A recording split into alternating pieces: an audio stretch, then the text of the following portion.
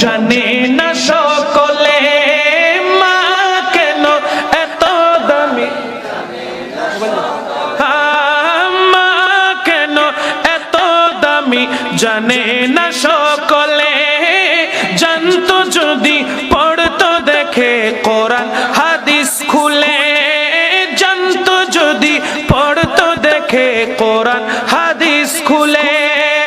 মকবুল হজের সওয়াব মিলে মাকে একবার দেখিলে মা কেন আরো জোরে সকলে মা কেন এত দামি সকলে।